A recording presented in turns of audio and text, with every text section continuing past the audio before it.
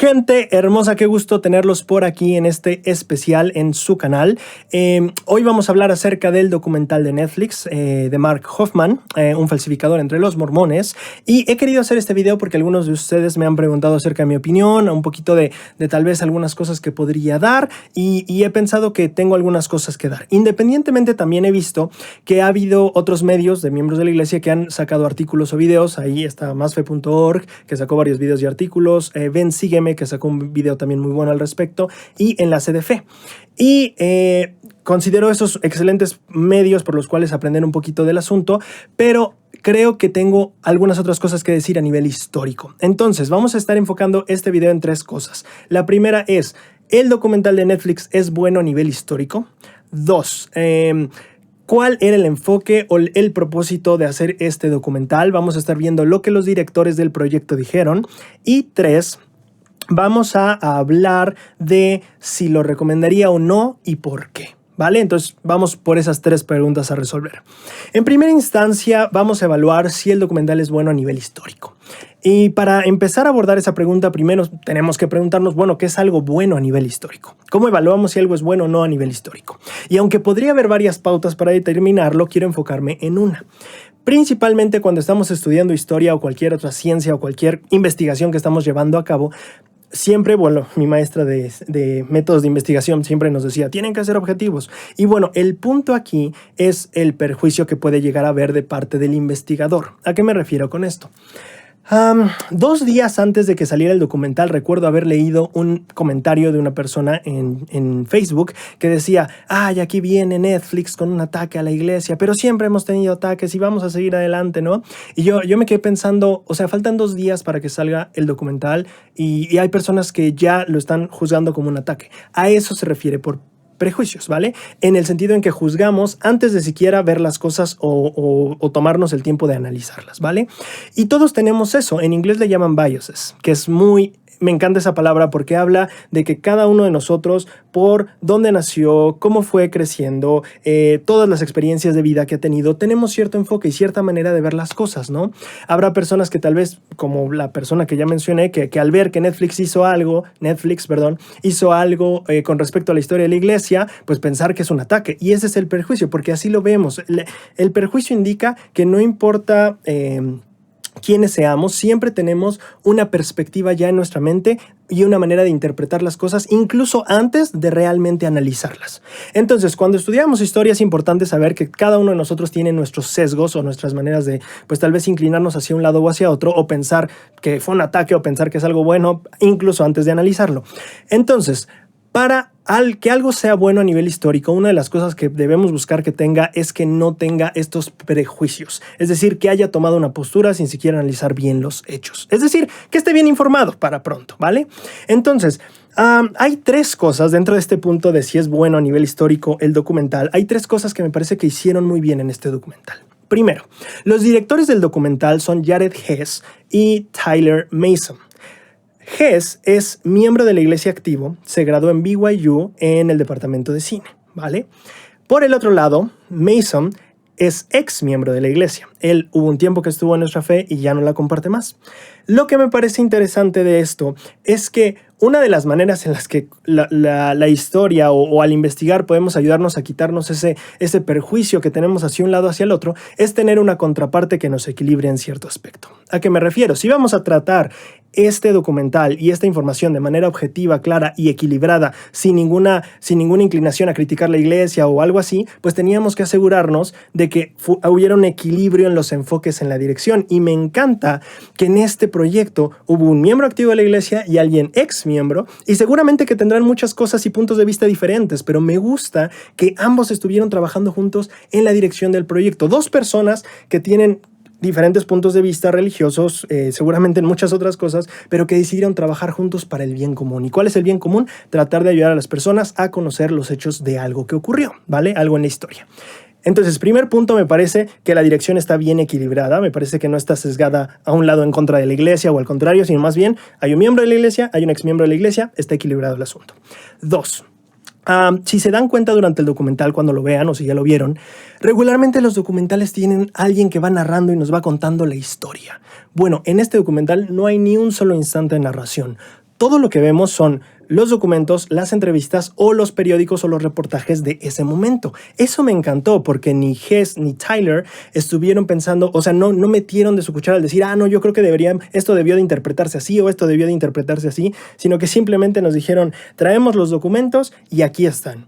También cabe mencionar que en las entrevistas que se les ha hecho a ellos, a los cuales voy a dejar links en la descripción a todo lo que cite aquí, ellos mencionaron que estudiaron durante 5 años de manera ligera el asunto, pero después se enfocaron 5 años de estudio más intensivo y más diligente en el tema. Entonces estamos hablando de 2 personas, estos 2 directores que han pasado más de 10 años estudiando este tema, así que considero que son personas apropiadas y equilibradas en la dirección del proyecto. Aparte, el segundo punto que estoy tratando aquí, pues no metieron su interpretación, sino simplemente los hechos que fueron recabando. 3. Las personas que salen en el documental entrevistadas son una gama súper amplia de las diferentes opiniones o interpretaciones que se le podía dar a los hechos. Vamos a ver, que hay personas que nunca fueron miembros de la iglesia, que solo trabajaban en la policía o en documentos históricos o simplemente les interesaba mucho la historia de la iglesia. Y hay gente muy neutra en ese aspecto en el que no está ni a favor ni en contra de la iglesia, solo simplemente nunca ha sido miembro, pero le interesa la historia o estuvo involucrada en los eventos, ¿no? Por otra parte, también llegamos a tener personas miembros de la iglesia como llega a ser la ex esposa de Mark Hoffman, pero también tenemos a este otro personaje que era un socio de Hoffman, que entiendo, bueno, ya no es miembro de la iglesia, pero por ahí tengo entendido que él fue excomulgado de la iglesia. Entonces tenemos este patrón otra vez. Tenemos gente neutra, una alarma. Tenemos gente neutra, tenemos gente que sabe, que es miembro de la iglesia, tenemos gente que ya no es miembro de la iglesia, pero aparte de eso también tenemos a 2 personajes que son muy interesantes que se entrevistaron en ese documental. La primera persona es Sandra Tanner. Sandra Tanner fue miembro de la iglesia, tengo entendido que hace unos 20 o 30 años dejó la iglesia. Actualmente tengo entendido que es cristiana y ella es una persona que estudia la iglesia, pero que es crítica de la iglesia, ¿vale? Entonces tenemos este lado, una persona que pues sí, activamente es alguien que ve de manera crítica la historia y las cosas de la iglesia. Pero por el otro lado, y es ahí donde siento que está lo verdaderamente interesante para nosotros como miembros de la iglesia. Del otro lado tenemos a esta otra persona que es entrevistada en el documental y todas las entrevistas salen a lo largo del documental, forman parte de todo el documental. Esta persona que estamos viendo aquí se llama Richard Turley.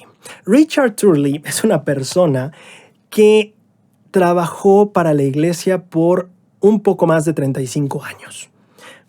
Más o menos como unos 30 años de eso lo dedicó a trabajar para el departamento de historia de la iglesia. Entonces, estás hablando de una persona que por más de 20 años ha estudiado la historia de la iglesia y se ha dedicado a defenderla.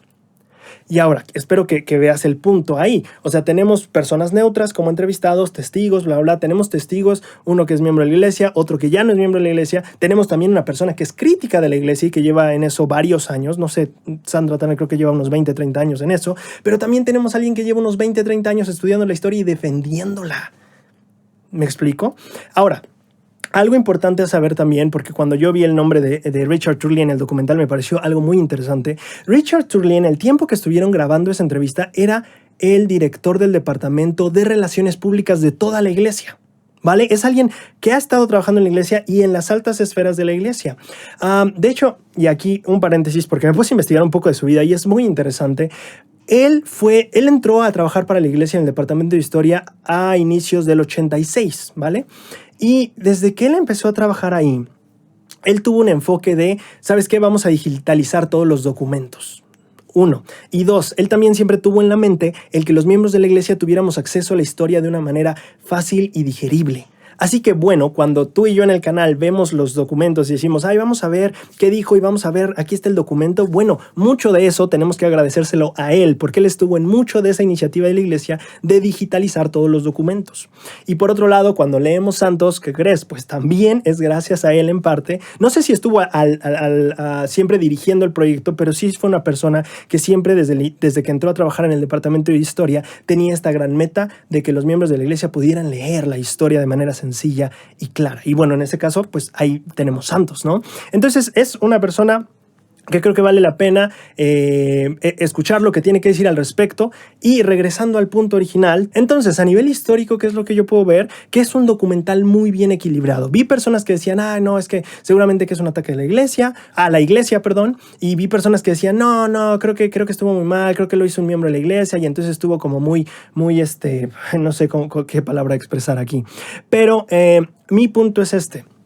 Tenemos dos directores que estudiaron por más de 10 años el tema, un director miembro de la iglesia activo, un director ex miembro de la iglesia.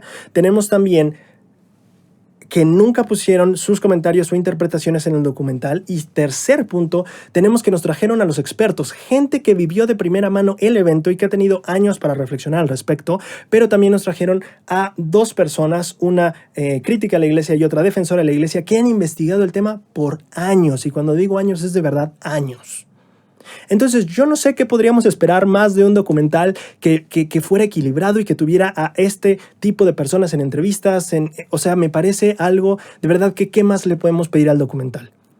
Me parece que si alguien iba a hacer este documental, qué mejor que personas que habían estudiado el tema 10 años sin meter su cuchara y entrevistando a los expertos de expertos sobre el tema. Segundo punto. ¿Por qué hacer un documental o una historia al respecto? Cuando entrevistaron a Tyler Mason y Jared Hess. Ellos, la entrevistadora les hizo, o quien les hizo la entrevista les preguntó por qué hacer un documental al respecto, por qué esta historia. Bueno, Tyler Mason, que es el que no es miembro de la iglesia, ex miembro de la iglesia, él dijo que a él le parecía que obviamente fue una experiencia traumática y dolorosa para muchas personas, y entonces tan pronto como se pudo, pues ¿sabes qué? Aquí ya está, pues quién fue el culpable y todo esto de las bombas, pues entonces pues ya volteemos y continuemos la vida y vamos a algo más alegre, ¿no? Y entonces él dijo, y no hay nada mal en eso, pero creo que no queríamos que se olvidara esta historia. Y claro, dijo él, que hay muchos libros de donde se podría leer, la información está, pero el problema es que mucha gente ni siquiera sabe que estos eventos habían ocurrido. Y la verdad, aquí ahora yo hablando, la verdad es que siento que tiene muchísima razón. Creo que mucha gente no estaba enterada de que esto pasó. Yo me enteré de eso hace, no sé, como cuando estuve investigando un poquito de ello, fue por ahí de septiembre de 2019, me llegué a enterar de la historia de Hoffman, pero claro, o sea, creo que antes de este documental, si yo llegaba con algún miembro de la iglesia o algo y le preguntaba, oye, ¿sabes de Mark Hoffman o de la carta de la salamandra blanca? Pues por supuesto que los iba a agarrar sin saber, ¿no? No todos, pero la mayoría. Entonces siento que tiene un excelente punto él, no olvidarnos de la historia, que es importante. Cuando le preguntaron lo mismo al miembro de la iglesia, a Jared Hess, él dijo que algo importante del documental era sanar en cierto aspecto y que los miembros pudiéramos tener la oportunidad de darnos cuenta de que los líderes a los que respetamos y reverenciamos también se pueden equivocar.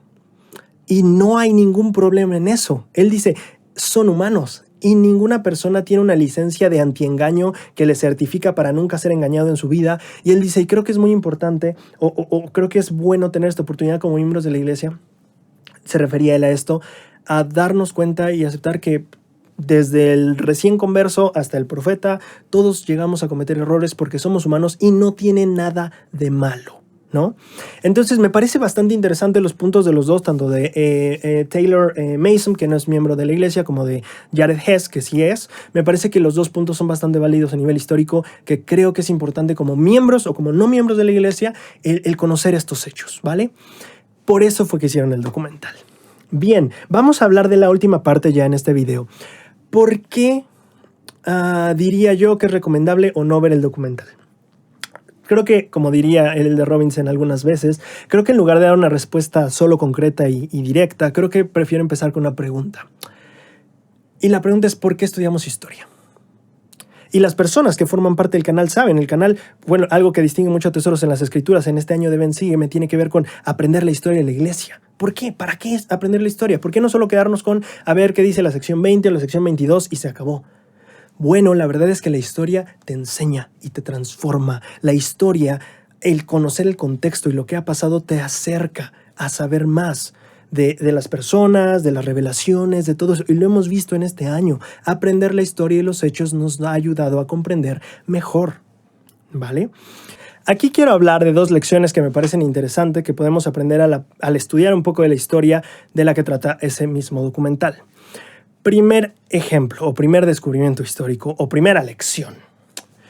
Hay una parte en la que ustedes sabrán, pues entonces se da este documento que es falso, que pone, que cambia totalmente el origen de la iglesia, ¿no? Y la carta de la salamandra blanca. Y entonces hay una persona, dice el Elder Anderson, que por ahí Santos en Sion subió ese extracto del video que yo recuerdo que fue de una conferencia general cuando yo era hombre joven. El Elder Anderson menciona a una persona que en ese tiempo, pues ve la carta y dice, pues es que la iglesia es falsa, ¿no? Y pues se sale de la iglesia. Y el Elder Anderson dice, pues lamentablemente, pues con el tiempo, pues se comprobó que era falsa la carta y entonces, pero la persona ya se había ido de la iglesia. Él dice, tomó la decisión demasiado pronto.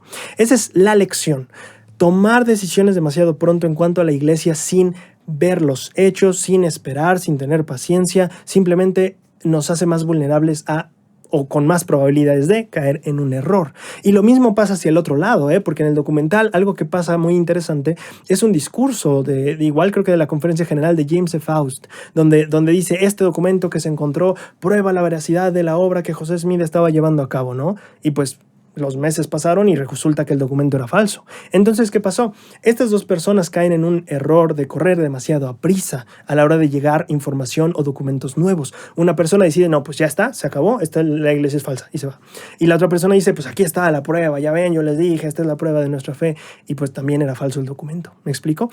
Entonces, ¿qué lección nos enseña a nosotros?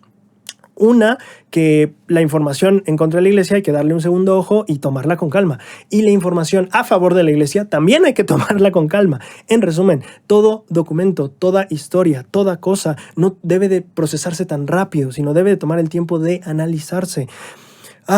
Una lección que me enseñó Pepe Valle me llamó mucho la atención. Estábamos en una llamada y él me compartió y me dijo, Braulio, a veces me preocupa que una hermana sube al púlpito, digamos, en la iglesia, y dice, mi hijo ayer tuvo un accidente y hubo muchos heridos, incluso algunas personas que murieron, pero mi hijo fue protegido y está muy bien, está intacto, y yo sé que eso me testifica de que Dios me ama.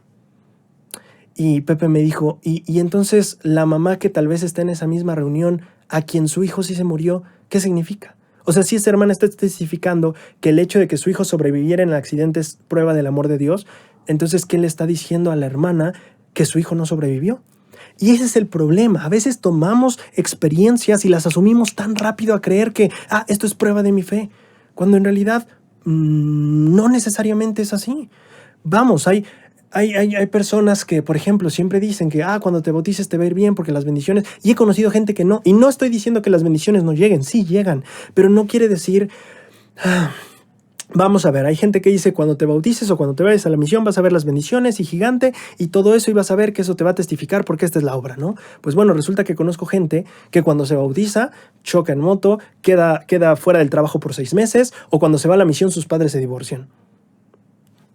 ¿Eso es testimonio de que pues, su decisión o su fe no era correcta? No. Entonces, cuando nosotros tenemos este tipo de circunstancias, experiencias, documentos, lo que sea, tenemos que ser prudentes en cómo consideramos la información nueva, sea a favor o sea en contra de la iglesia. ¿Me explico?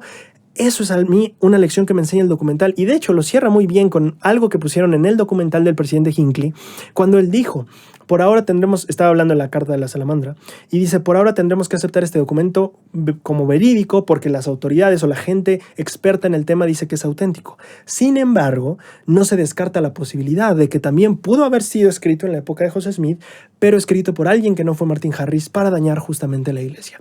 ¿Qué me encanta de eso que dijo el presidente Hinckley? Dijo, a ver, ni tan rápido para afuera ni tan rápido para adentro.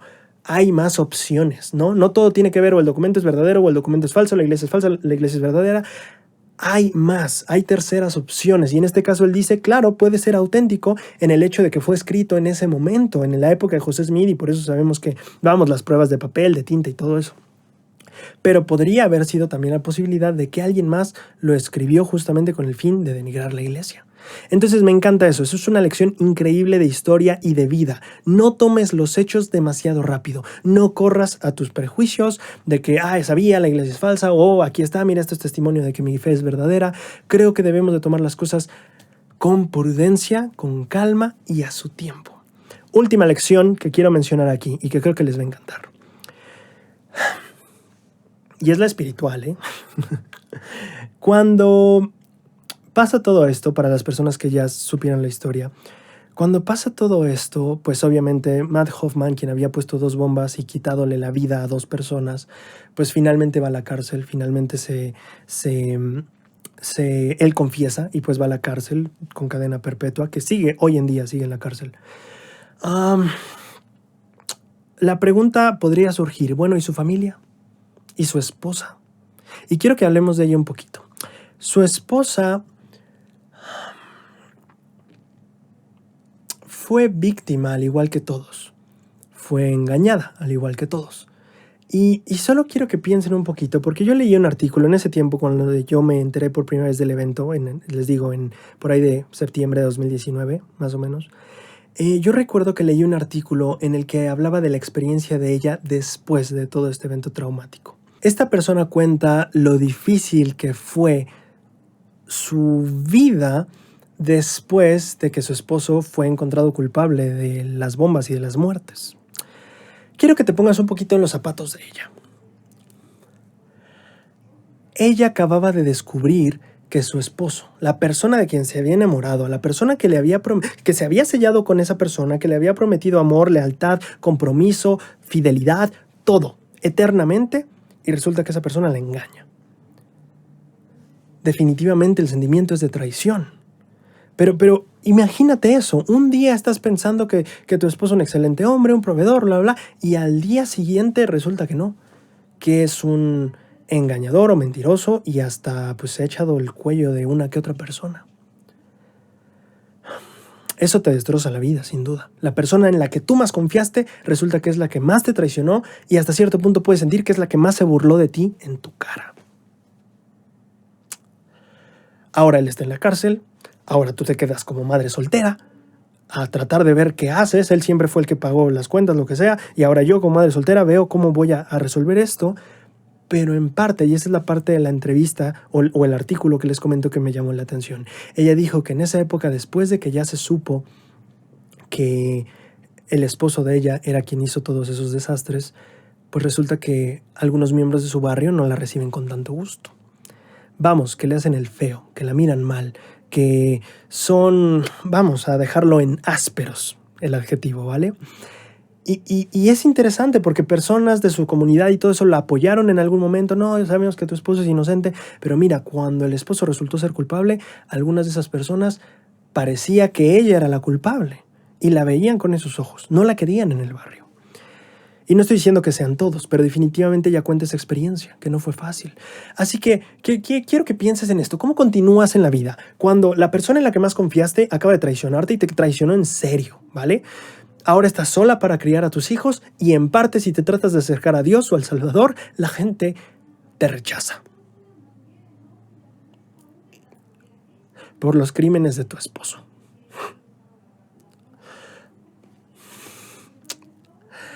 No sé si en algún momento volteó hacia arriba y dijo, Dios, ¿en serio quieres que siga? Porque parece que no, ¿no?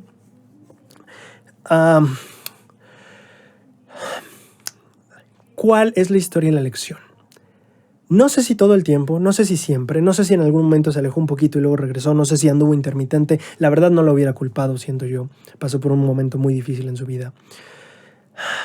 Pero a pesar de las críticas o las miradas o lo difícil que puede haber sido la traición, el quedarse sola y el ahora sentirse menos integrada en ese grupo en el que ella quiso buscar apoyo, ella sigue adelante.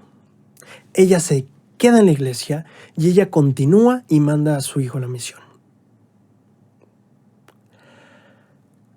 La lección es de fe. La lección es de determinación. La lección es que sí, hay cosas malas que pasan. Sí, a todos nos van a pasar.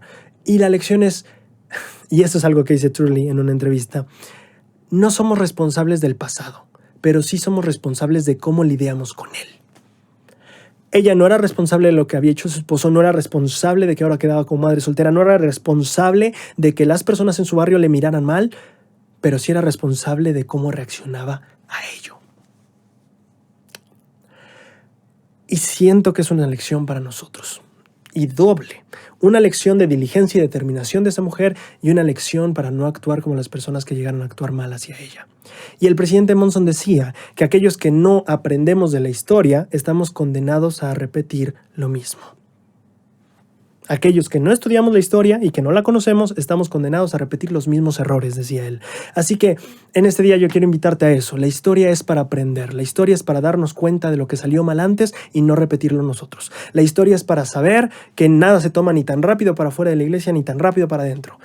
La historia es para saber que si todo combina en contra de ti, si la persona en la que más confías te traiciona, si al final la gente en tu barrio tal vez no se porta tan lindo ni te quiere tanto, la lección es de aprender a seguir con fe. Y la lección también es que yo no quiero repetir el error que aquellos miembros hicieron al sentir a una madre que ahora se encontraba sola, rechazada. Yo no quiero repetir ese error. Y la historia nos enseña. La historia nos libera. El conocimiento nos hará libres. La verdad nos hará libres, dice Jesús, ¿verdad? Y la verdad es el conocimiento de las cosas como fueron, como son y como han de ser. Al estudiar historia aprendemos el cómo fue. Nos llenamos de verdad. Dios sabe toda la verdad. Y algún día seremos como Él. ¿Por qué no empezar ahora? ¿Por qué sí estudiar historia? Para ser más como Dios. Para no caer en los errores del pasado. Para ser más como el Salvador. Y en resumen, considero que sería bueno ver el documental si quieres enterarte de los hechos, y yo recomendaría hacerlo. Sí, considero que el documental es bueno para hacerlo, porque toda la historia nos enseña a evitar cometer y estar condenados a los mismos errores y ser más semejante al Salvador en consecuencia. Bien, espero lo hayas disfrutado mucho y nos vemos en unos cuantos días. Hasta luego.